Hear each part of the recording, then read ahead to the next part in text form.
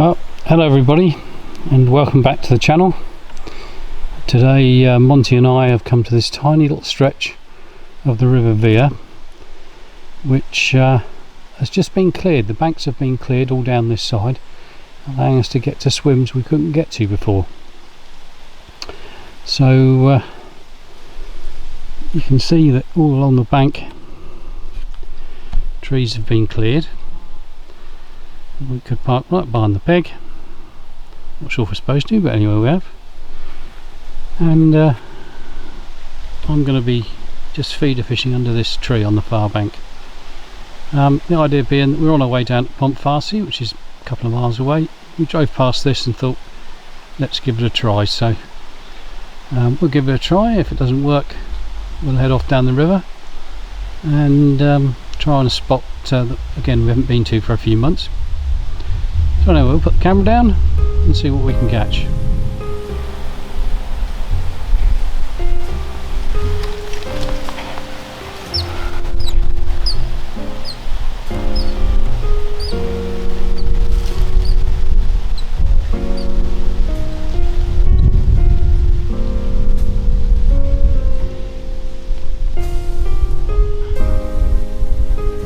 Once again, the bait's gone. Well, I'm not sure quite what to suggest.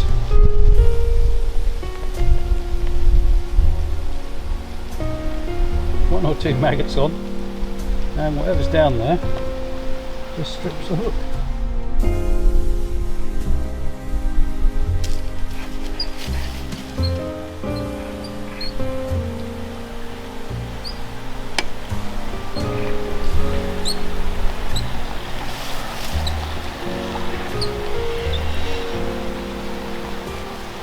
Oh, we finally caught a fish.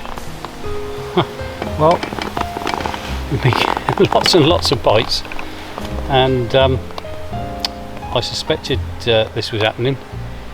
We have managed to hook a minnow, which if we were perch fishing would make very nice bait, but luckily for him we're not. That little tiny fishy, you see him, boy? Have to throw him back. Well, we've given this spot half an hour and all we can catch is minnows, and in fact the bites are so quick that the bait hardly has time to reach the bottom of the river.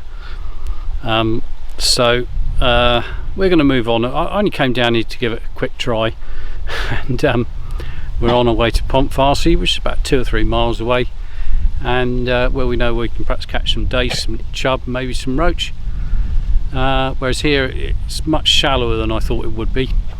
And as I say, we've just been getting bites from minnows, and it's a bit of fun, but we'll move on, see if we can catch something else. So let's jump back in the car and we'll catch you in a minute. Well,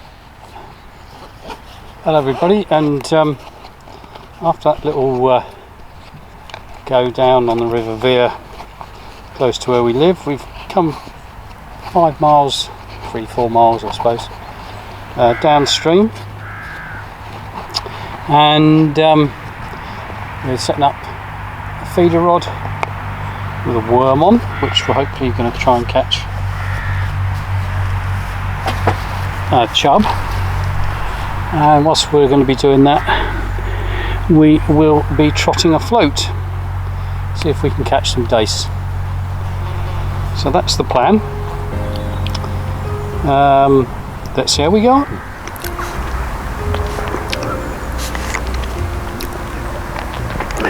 So then, regular viewers to the channel will have seen that over the last couple of winters we fished this little swim here on a regular basis, and the reason you'll see it in the winter is because that's when the fish are, after there's been a bit of rain and there's some colour and a bit of flow, the fish seem to congregate here. An old friend of mine called Gordon, who's unfortunately no longer with us, after there'd been some heavy rain, would phone me up and say, go and have a look at the river, and when I told him it was in the right condition, he'd come and fish this, and he could sit and trot a float, and was really good at it. Would get quality roach and dace, but he often said that when the water was clear and slow, you wouldn't catch much, and he's probably right. Well, he is right. So we're not expecting a lot today, but if we can wheedle out a couple of fish, it should be okay. The weird thing is that it looks lovely, the river, and it is in good condition, but this isn't where the fish come in summer. And I know we're into autumn, but it's a lovely warm day, and I've been down here on really cold days and set myself a target of 1 or 2 fish and been really pleased, because the fishing is hard because it's winter and they're not moving about. But strangely enough, it's nearly as difficult when the sun is out and the water is clear, because the fish just don't seem to be here. Obviously moved somewhere else along the river bank and along this stretch. It doesn't matter, we're going to give it a go, and we'll see if we can catch a little roach or a dace. And if we're really lucky, that feeder tip will go round. We've got 2 big worms on there, and we might catch a chub. But if the little fish aren't here, then one would suspect the chub probably aren't either.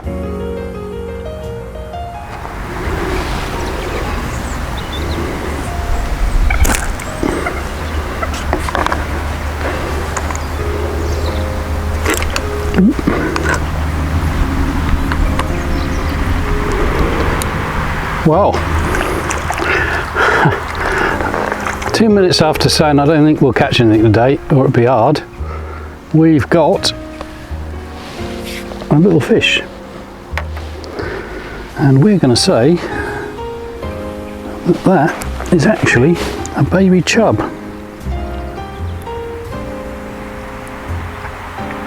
Oop. A little tiny baby chub. We get a lot of these down here. They've got great big mouths, you can't mistake them for a dace.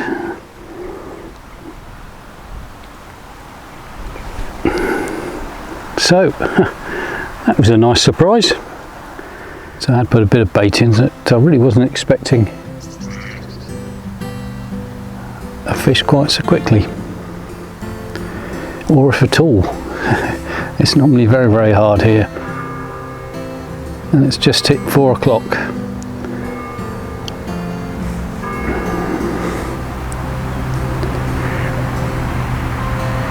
That's about as far as we're going to go. Let's drop this back in, have another go.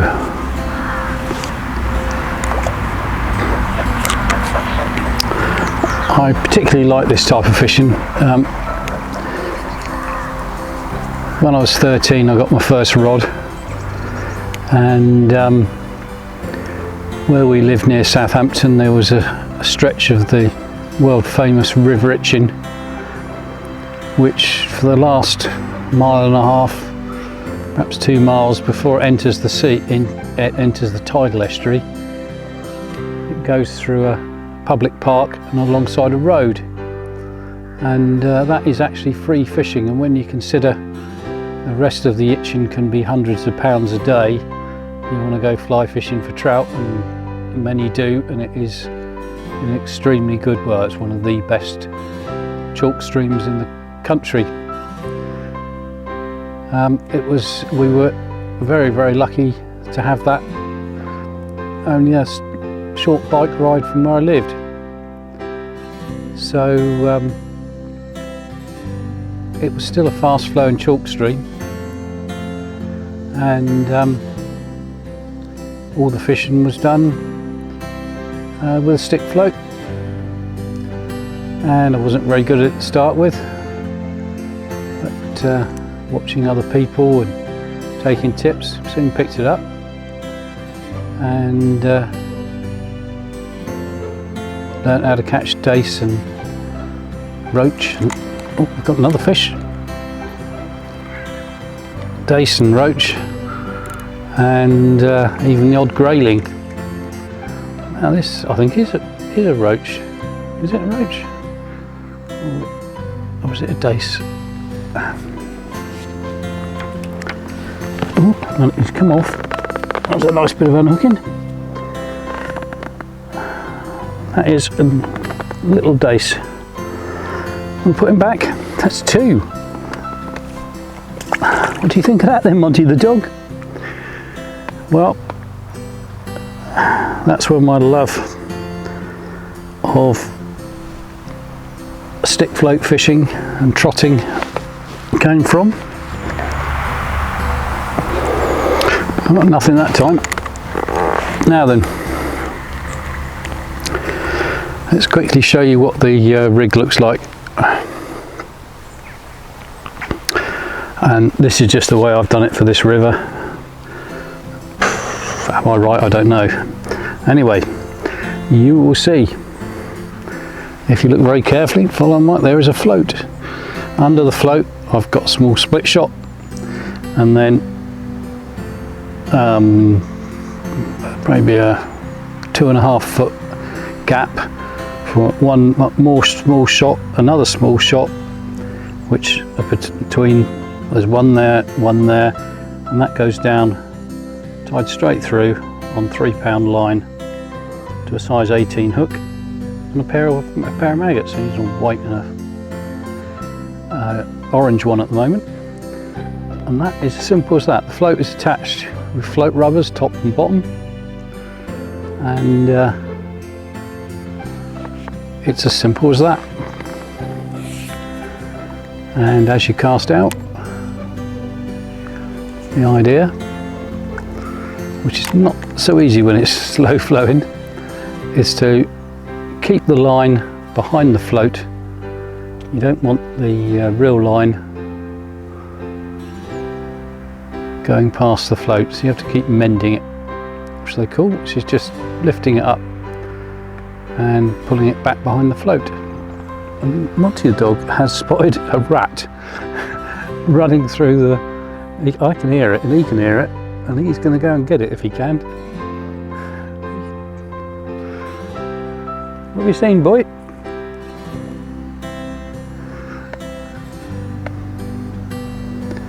It's just down here. Some little critter is in the undergrowth. Yeah, it's now gone into the water. He heard it before. As soon as he starts looking, you know there's something there. It might be a small koi poo. There's lots of koi poo in this river.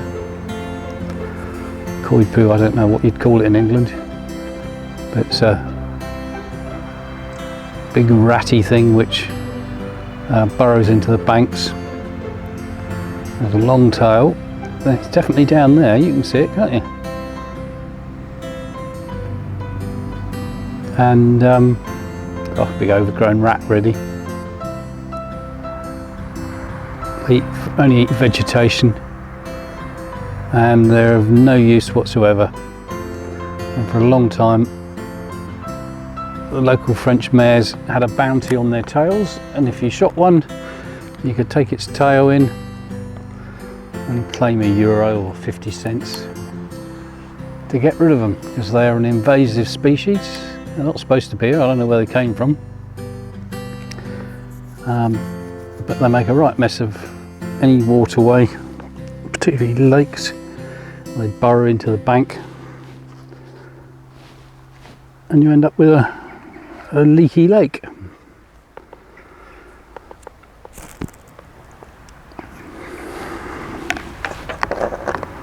So we don't like koi poo, whereas water rats and water voles I'm more than happy with. Don't mind them at all. Well, everybody, that's the end of this short session, and Monty will just sit by the rod. He's not really wanting to go home. He's been barking, telling me he wants to stay here, but it's time. As we suspected, it was going to be fairly difficult. The river's not in perfect condition for the roach to be in these swims, but we've had a really lovely afternoon. It's been nice and warm. Bear in mind we're now well into October and no coats and really nice warm sun on your back. So that's all from us today. It's goodbye from me and it's goodbye from Monty. We'll catch you next time fishing in Normandy. Bye for now.